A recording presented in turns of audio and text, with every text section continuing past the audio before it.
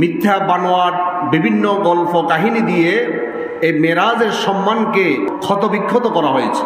আমরা সবাই এক বিষয়ে এক বাক্যে বলে থাকি, মেরাজ সংগঠিত হয়েছে আল্লাহর সাথে দিদার করার জন্য, আল্লাহর সাথে সাক্ষাৎ করার জন্য। আল্লাহ সুবহানাহু ওয়া তাআলা এরকম কোনো কথা বলেন নাই যে আমার রসুলকে মেরাজ করিয়েছি আমার সাথে সাক্ষাতের জন্য। হাদিসের মধ্যেও এটা সুস্পষ্টভাবে পাওয়া যায় না আল্লাহ সুবহানাহু ওয়া তাআলার সাথে রাসূল পাক সাল্লাল্লাহু আলাইহি সাল্লামের সাক্ষাতের জন্য মেরাজ সংগঠিত হয়েছে। সমস্ত কুসংস্কার উপর পাথর আঘাত করে আল্লাহর কোরআন এবং রাসূলের হাদিস থেকে ধারণ করতে হবে, ঠিক কিনা বলেন?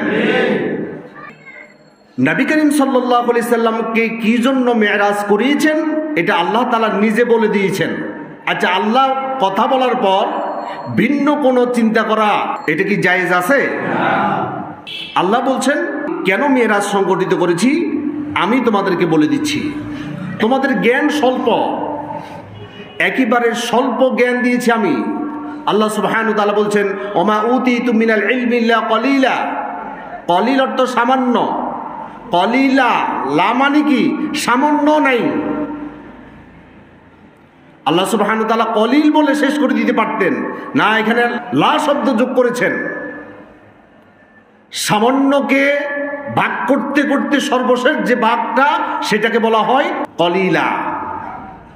তোমাদেরকে একেবারে সামান্যর চাইতে আরো ক্ষুদ্র জ্ঞান দেওয়া হয়েছে, তোমরা কিভাবে আমার রাসূলুল্লাহর মর্যাদার তারতম্য বুঝবে?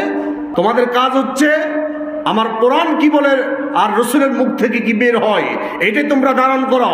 তোমরা কখনো রসুল্লাহর মর্যাদা নিয়ে তোমরা বাড়ানোর অথবা কমানোর এই দুঃসাহস করবে না। সুবহানাল্লাহ।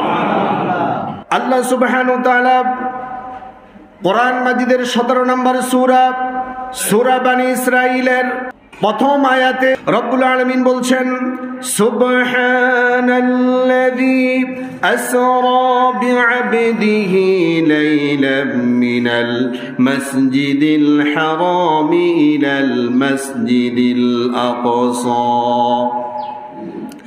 الأقصى الذي باركنا حوله لنريه من آياتنا। আল্লাহ রাব্বুল আলামিন বলছেন সুবহানাল্লাযী আসরা, পুত পবিত্র ওই মহান সত্তা যিনি সমস্ত দুর্বলতা থেকে সমস্ত অক্ষমতা থেকে তিনি পুত পবিত্র, মহাপবিত্র। আপনি মনে করছেন এটা সম্ভব নয়, অসম্ভব থেকে আমি পবিত্র, অক্ষমতা থেকে আমি পবিত্র।